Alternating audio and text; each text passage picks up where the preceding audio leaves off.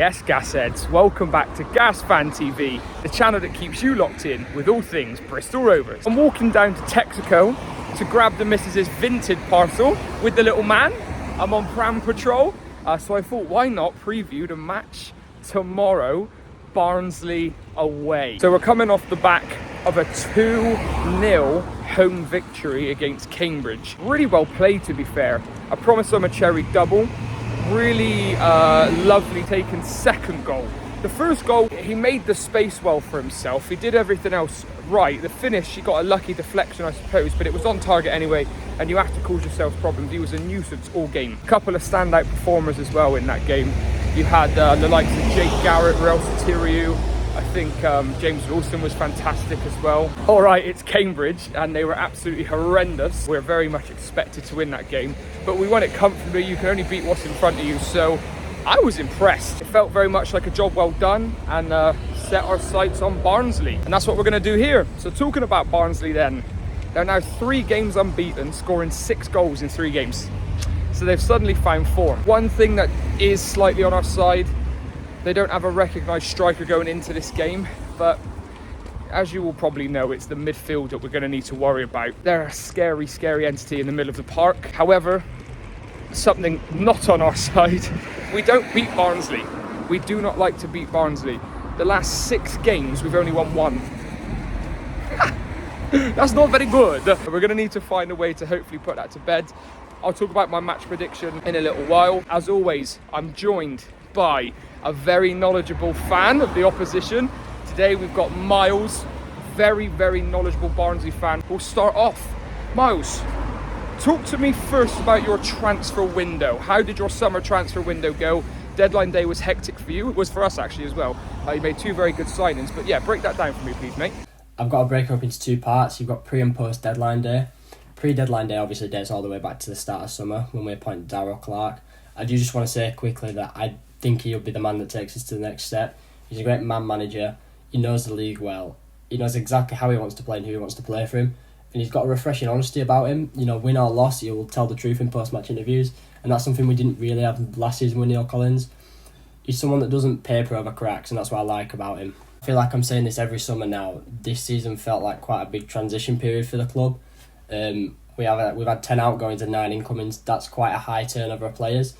And some of the calibre of the players we've lost, quite high. You know, Devante Cole's 18 goals last season, left on a free to West Brom.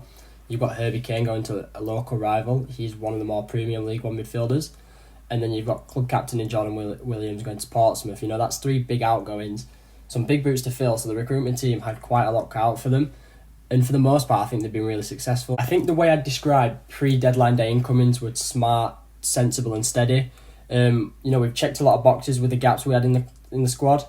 We've brought in key figureheads to the club, Mark Roberts and Conor Hourian. They're important to the team, not just for footballing reasons, but for things outside of that. We've got youth in Georgie Gent, who looked great from Blackburn. He's not had the best start to life at Barnsley, but I think he will come good. And then you've got a bit of an unknown quantity in Kelechi and Wakali. He captained Nigeria's under-17 squad to a World Cup win. Played for Arsenal. Can we be the club that sparks his career back alight? I hope so, and I think so. So it should be interesting to see. He could play on Saturday, and I think he could be a big player for us this season. My only issue really with this methodical approach that we've had is that at the start of the season, we obviously liked an out-and-out goal scorer. I think that's cost us a lot of points, you know, with Mansfield, with Northampton. We'd never really had any threat of going up top. Cosgrove's now injured. Was picked up an injury against Crawley. We were down to a 3rd-string striker who's a product of the youth academy. Deadline day has fixed that to a certain degree, but I think we left that business way too late. And on the note of deadline day, I think without the 2 signings we made, it would have been a 6 out of 10 window. Those probably elevate to an 8-9. The signing of Keeler Dunn, I can't understate how massive that is for the club. Bringing in a player with 31 goal contributions last season, it's mind-boggling numbers, and I really do think he can carry on performing to that level with Barnsley, especially alongside a player like Adam Phillips. It's not just Keeler Dunn though, the signing of Humphries as well. He's a player that's played a lot in League One, and he's guaranteed goals. He might not have the best output, but he's guaranteed goals. So overall, post-deadline day, I think it's probably one of the best windows we've had in a long time.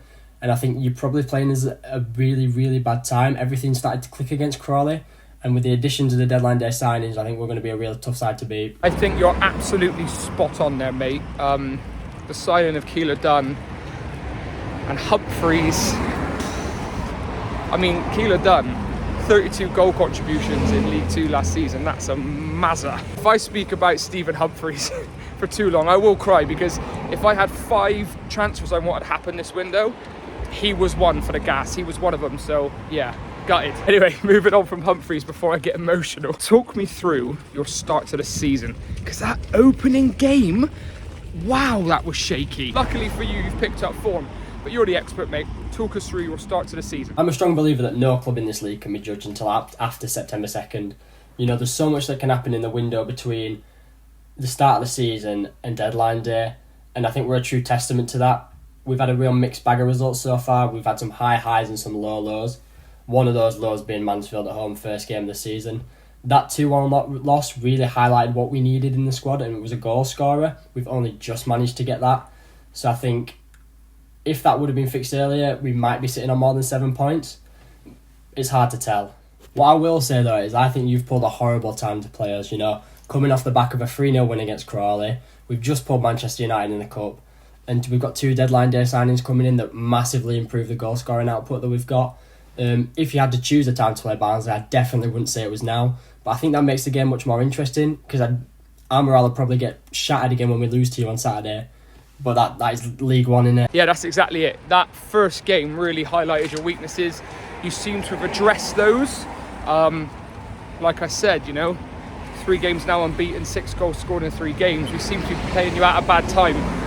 But listen, talk to me about the weekend game. What's your thoughts around us coming to you at Oakwell, 3 p.m. kickoff? Chat to me. I'm really looking forward to see the stylistic battle between the 2 teams. You know, both play back 3 but in completely different ways, which I think is really interesting. You guys have got the 4th worst possession in the league, but it doesn't matter when you've got 3 clean sheets. That's the top in the league. We've got one of the highest goals scored per game, so it's kind of one of those cases of unstoppable force versus an immovable object. Whoever cracks first will probably drop points. I think that creates an interesting dynamic where the game can go one or 2 ways. You know, it'll either be one of those really slow, methodical chess matches where either team tries to pick each other apart, or it could just turn into an absolute slugfest.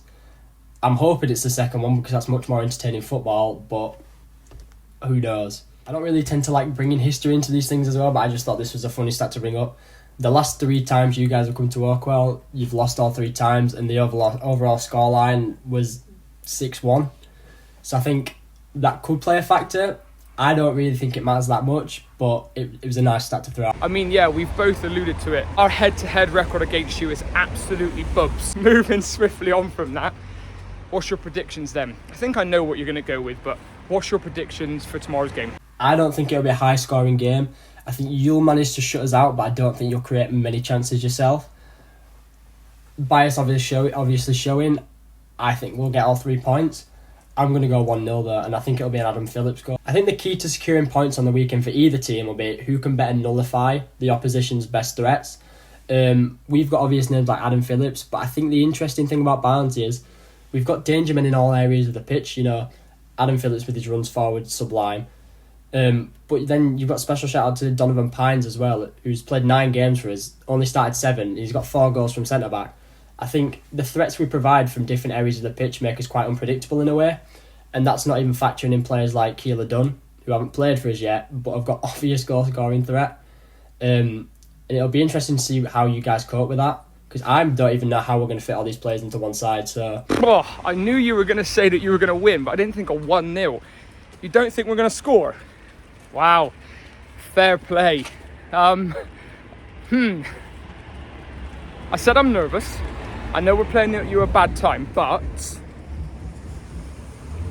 1-1.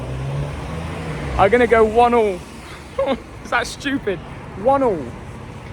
Goal scorers are going to be Adam Phillips for you, Ruel Sotirio to get his first goal for the gas for us. Hopefully the Cypriot absolutely bangs one in, knee slides into the away end, pandemonium. That Keeler Dunn signing, it just poses problems. So yeah, I'm worried about that one. Listen then, we'll return the favour. Danger man for the gas. Who do you need to look out for tomorrow? You've got so many little dangers in so many areas of the pitch that it's hard to account for everyone. You know, one of the obvious ones being Promet Omachere. We were actually linked with him at the start of the summer, so I was quite disappointed when you guys announced him. Great player. He's so electric, and I think those 2 goals against Cambridge last week really highlighted that. The other 2 players I want to touch on are Bilongo and Luke Thomas. Obviously, Barnsley fans knowing all about Luke Thomas from the time he spent at Oakwell. I think he's a really, really talented player, really technically gifted, and I think under the right management, which he looks like he is now, could be a serious player in League One. The reason I highlighted these 2 players is because I think our fullbacks play so high up. If we ever get caught in possession, we could struggle to defend because we're quite a poor transitional team. So I think that's something you've got to watch out for on Saturday. The game will come down to whichever wide men play better. I'm a firm believer of that. If you guys play better out wide, you'll probably get points. If we do, we'll probably get points. So I think it's interesting that it'll come down to such little things like that. Mate, I'm absolutely buzzing that you mentioned LT as a danger man. For those listening, I mean, you probably all are aware of this. LT is my favourite Rovers player by a mile. So underrated, so underappreciated, never moans, technically gifted. All right, he's not overly clinical, but he's working on that, and he showed that on the weekend against Cambridge. Buzzing that you've mentioned that, mate. Also, that's a really interesting perspective, I think. I think the external feeling is it's a battle of the midfield. But apparently it's going to be the battle of the fullbacks and the wingers. I like that. I can see what you mean. I mean, LT's not a natural right wing back. He's playing very well there. Belongo likes to get forward. So if we do get nicked in those positions, yeah, that could be an issue. Myles, I'm not going to lie to you, mate. That analysis was absolutely bloody brilliant. You put so much time and effort into that. I really appreciate that, mate. Good luck for the season other than tomorrow. Guys, his socials have been on the screen. Follow him up. Absolutely brilliant. I mean, that meant a lot to me to send over such details, so thank you, buddy. Guys, I'm literally looking at my house right now. I gotta go. I'm back with the vintage parcel. That scores me brownie points for tonight with the missus. I'm looking forward to tomorrow. I'm nervous, but this squad feels different. So let's see what we can do. As always, like, follow, share, subscribe. I'll see you in the next one. At the gas.